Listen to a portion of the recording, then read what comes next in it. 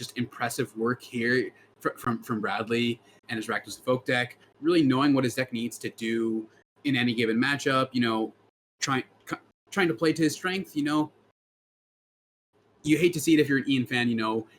It's been easy for me to fall in love with this mono black deck over the course of the weekend. The interaction between, the Shieldred and this One Ring, really, really nice to see. But, congrats to Bradley for ending up taking it down and securing his spot into the top 4. And also, getting that invite to the regional championship. So big congrats to you, Bradley. Yeah, no doubt. Okay, so we have a backup match. We want to get you as much of this top 8 coverage as we can. Let's go right down to it. This is a time walk match, but we're showing you Tilford Lee with Living End against Connor McKenzie, who is our other Rakdos Evoke player in the top 8. I believe, if memory serves, we saw Tilford Lee win this matchup on camera earlier today, though Correct. I do think this is quite close and competitive, and I wouldn't count either player out. Yeah, I completely agree with you, Reed. This is going to be a really back and forth matchup and really come down to, what sort of interaction Connor has for Tilford's, cascade spells. If Tilford is able to just get this game set up, a bunch of these really potent threats, then I think will go really well for him. And just taking a quick look at Connor's hand, he was on the draw, it looks like, because this is Tilford's turn 2, and he only has 4 cards in hand. So that is looking like a really low mulligan. Mulligan 3 times here for Connor? Yeah, so the story I'm telling myself is that these players now have one another's deck lists. Connor goes into the match thinking, all right, I'm on the draw in a bad matchup. I need something pretty special in order to beat the Living End player in game number 1. Mulliganed aggressively, didn't find it, and now is on track to lose game 1, but as I like to say, that's kind of part of the plan. You expect to often lose game,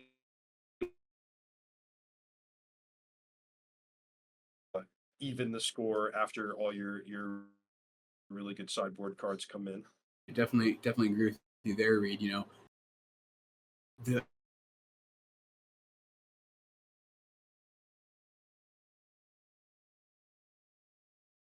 You do expect to who aren't playing decks with combo works. So if you're Tilford and you're playing as Rakdos Evoke, they have an exceptional draw. And it seems like, both players realizing that, Connor saying, hey, I know I'm playing against Living End. I don't love the matchup. Let me see if I can get something good. Looks like we might be having some technical difficulties, but just bear with us. We got our very best people on the case.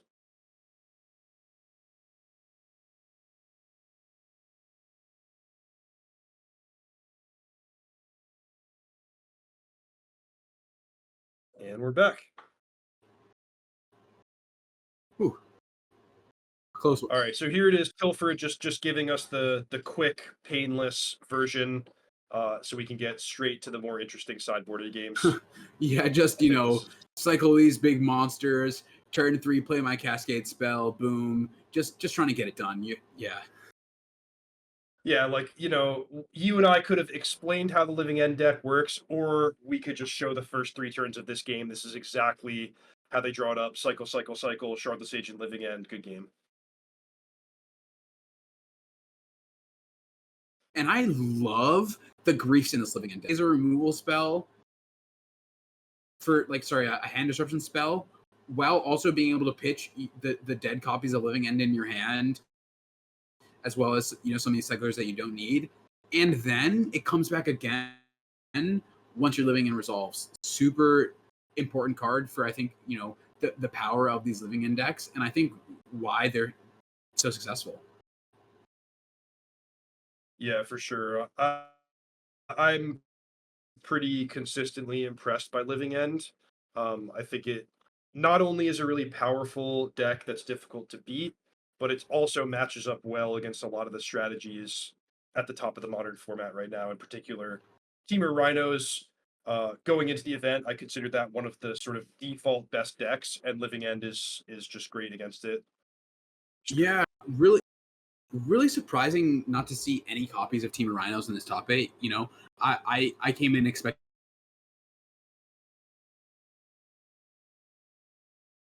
to see, honestly, maybe 2-3 copies at least. It seemed to be. You know, sometimes you don't want to create too much of a narrative around what shows up at the top 8, because, you know, for all we know, there could be 3 players in the top 16 who had really good deep runs and just didn't make it. But people did seem to be prepared. So if there's any stories with 3 Chalice of the Void, I saw very few people that didn't seem to be taking the Rhinos matchup seriously at all. So while it is a great deck, I think you know, the cat is out of the bag, and the sideboard cards do exist to beat it if you want to. Though the same could be said of Living End, and here we see Tilfree in the up a game. So Yeah. Curious, just take 9th place Teamer Rhinos, 11th and 12th place Teamer Rhinos. We're going to cut to a quick break, and we'll be back with more top 8 coverage. Don't go anywhere. Hello, friends. We are back. I'm Reed Duke here with Noah Walker, and we are in our quarterfinals. Coming into the match, already in progress, Tilfred Lee with Living End has won game number 1 against Connor McKenzie with Rakdos Evoke. Noah, what are you expecting from the post-sideboard games? Yeah, I mean, you know, as you've been saying, Reed, you know, going into a match like this, if you're Tilford, you expect to win game 1. Game 2 is when it gets tough. Leyline of the Void, turn 0, that's exactly what we see from Connor and exactly the sort of start that he wants. He's also got these 3 copies of Chalice of the Void in his sideboard. So those seem to be the really big hitters here if you're Connor, you know, 3 Leyline, 3 Chalice, an extra couple copies of Blood Moon to kind of punish a little bit more of a greedier mana base when it comes to this Living End deck. So got the really hard-hitting card to kind of shut off your opponent from functioning any sort of way in the game. And then, you know, it's kind of easy if you're Connor to just finish off the game with any creature, you know, a Dotsie Voidwalker, you know, eventually something else. But it's looking like he ended up keeping a 1-lander. All right. So first question, 3 Chalice, 3 Leyline. Would you consider that a more hateful than normal sideboard, or is this just the cost of doing business when you bring Living End? Yeah, I mean, you know, I'm not incredibly sure exactly what the Rakdos Evoke 75s are looking like right now, especially, you know, yeah, Preordain's unbanned now. It could be a little bit different than what we were looking for at the Pro Tour, but I would say I'm not necessarily surprised to see the 3 Leylines and the 3 Chalices. You know, there's so many decks throughout the format where these cards are going to be important for you if you're Connor. So I kind of respect, you know, really valuing highly, you know, these cards that are shutting off your opponent from executing their game plan the way that they want to. So. And then what are you thinking about the mulligan choice from Connor? Of course, we don't know his full opening grip, but 1 land, Leyline, no second land, no immediate pressure. You think that's okay? What would you need to see as the remaining cards to be excited about that? I mean, it's a little bit surprising for me to see, honestly, Reed. He, especially since Connor also didn't have any sort of discard spell. You know, he has this grief on turn 2 or whatever, but he didn't have a Thoughtseize. And there's so many cards for you to be worried about, you know, from this Living End deck. You know, as we see these Brazen Borrowers, one of those taken out, probably one of, if not, you know, Tilford's best answer for this Leyline. Oh, but looks like also a Chalice. So I'm surprised, you know, there's no way his hand was both Leyline and Chalice and Grief. And then on turn 2 or whatever, you know, he chose not to play any of them. So it's looking like he picked up this Grief and decided to keep a hand that had both Leyline and Chalice, and then also only the option to the 1 land. So I'd say that makes a little bit more sense for me, right? He has 2 cards that are hard for, you know, Tilford to answer. You know, and he has this open deck list as well, right? So he knows what there's 1 copy of Beseju, two 2 copies of this Brazen Borrower, 2 copies of Force of Vigor. I don't even know if you'd expect the Force of Vigors to be brought in necessarily. This Ingot Chewer, a pretty clean answer to Chalice. You could expect that to come in. But there's only so many cards from Tilford's deck that profitably interact with, your Leyline, with your Chalice of the Void. So. And do you like Connor's position? I mean, is this okay to have a Leyline and a Chalice and no pressure? Or Yeah, I mean, at this point, I'd say I don't like Connor's position at all, right? It looks like he might have taken some sort of mulligan. There's only 2 cards left in his hand, so 2 cards in his hand. 1, 2, 3. It looks like he might have even mulliganed to keep a hand like this. So it's tough. Oh wait, no, he's got a few cards. Maybe 3 or 4. So it looks like it was his 7. Not a lovely position for Connor. You would much prefer just a couple lands and a discard spell, and then either the Chalice or the Leyline. Keeping a 1-land hand off the basis of both of those cards is a little bit on the riskier side, especially when you know that Tilford has access to these cards in game 2 that profitably kill your stuff. So it's a little bit hard to keep a hand like that, but it's also looking like he had this Orcish Bowmasters, which is an incredibly important card against Living End Read, because they have all of these cyclers to be drawing cards. So at any point in time that you have the Orcish Bowmasters, it is really good. So I kind of understand where Connor was coming from, right? Like, yeah, I have a land, I have Orcish Bowmasters, and then I have, this Leyline and this Chalice. So I've got a lot of cards that are going to make it hard for Tilford to do well. Now let's talk from Tilford's perspective. He has the full grip. He's facing down these 2 hate cards. He chose to use Boseiju on Leyline of the Void, which has the upside that he can begin cycling and stacking his graveyard. It has the downside that it frees Connor McKenzie of his early game mana screw. Then he Ingot Chewers the Chalice, and he's now able to sort of go back to his deck's main game plan. An alternative approach to the game is he could have just sat there making land drops against the opponent stuck on 1 swamp, ignored the hate pieces, and started casting those big blue creatures. It's kind of interesting, structurally, which path Tilford wants to follow there. Now, I certainly don't blame him for just trying to enact the game plan that he built his deck for, but I wonder if it was an opportunity to maybe take a different approach.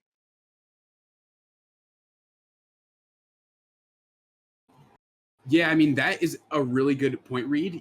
I think it might have been a little bit less typical if we had seen, Tilford go for, I'm not going to worry about the fact that you have 2 hate pieces in play. I'm just going to play out, a bit of a non-typical game plan for my deck, just start hard casting all these threats. But I think that you make a really, really good point, and that it could have played out really well for him, leaving Connor with only 1 land in play when you know that he doesn't have much to be doing with that 1 land is really, really valuable here if you're Tilford.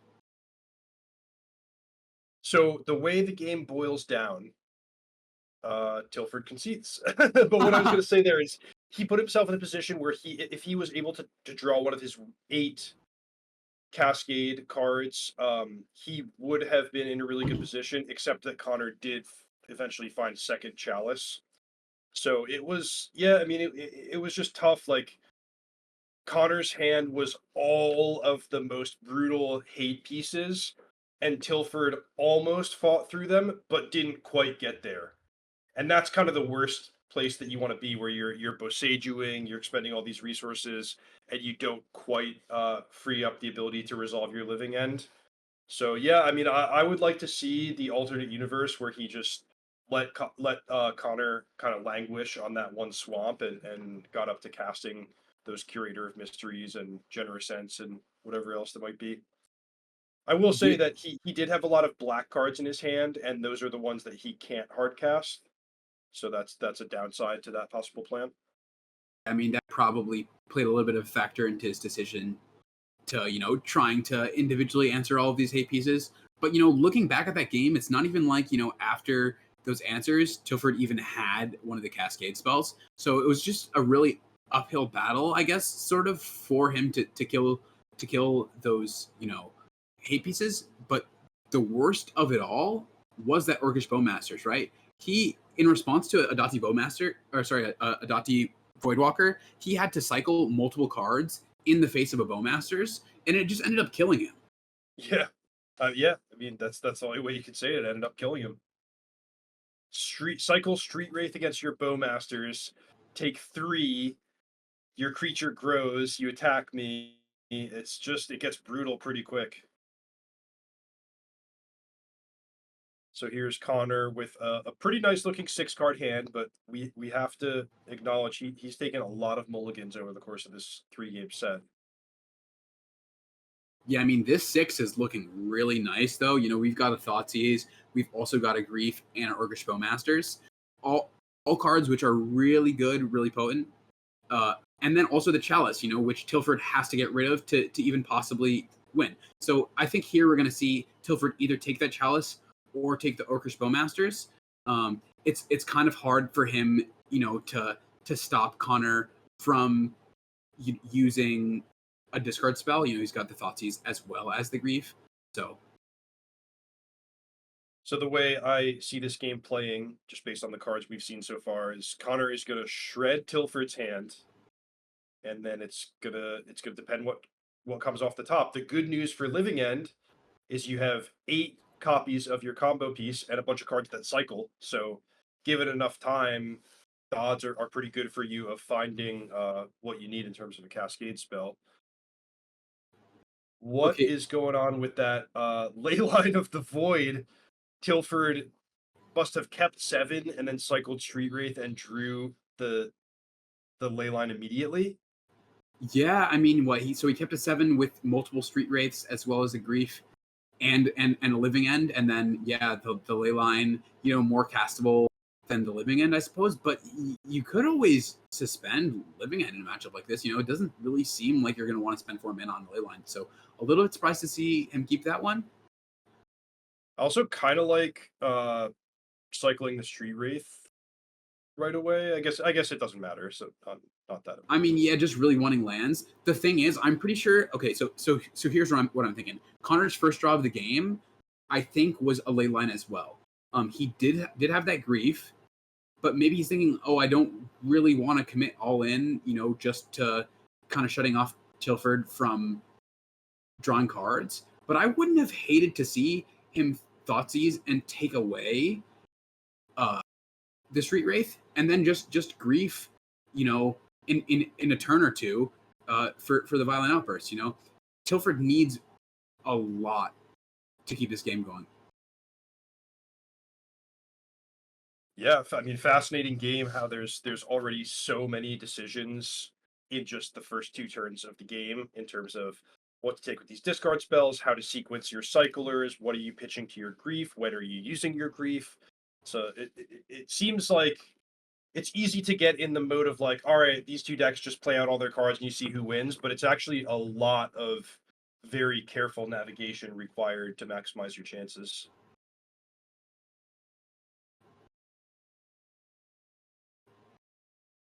So we imagine Connor is deciding between Subtlety and Curator of Mysteries with this Grief.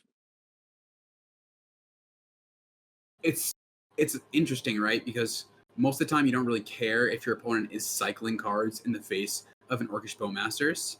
So, naturally, leaving your opponent with something like Curator of Mysteries, not a big deal.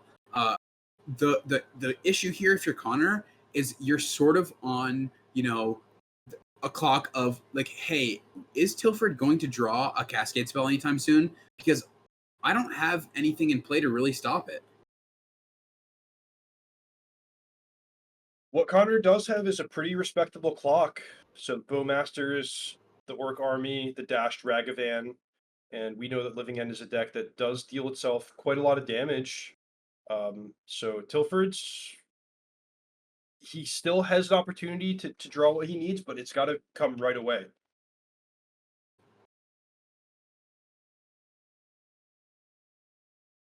I mean, from this point, I would just be really surprised to see Tilford win. He needs both a land here and, for it to probably not deal him very much damage, and then also to draw a Cascade spell. So it's looking like, I wouldn't say the writing is on the wall necessarily, but he does not have very long at all.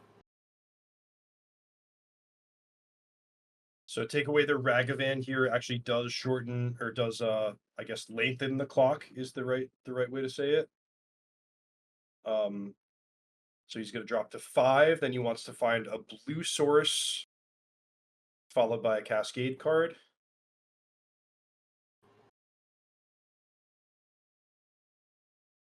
Yeah, I mean, I think that's all you can hope for here if you're Tilford, to just find, something and find it quickly.